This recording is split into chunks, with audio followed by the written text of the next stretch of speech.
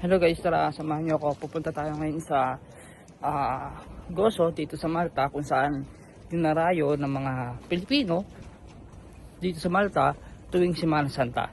Ngayon, titingnan natin kung makapag-draw tayo, pero tingnan natin kung makapag-ground shot din tayo kasi masama yung panahon dito. At ngayon naglalakad ako at basa yung kalsada. So let's see, tingnan natin kung ano mangyayari. Tara, samahan nyo ako.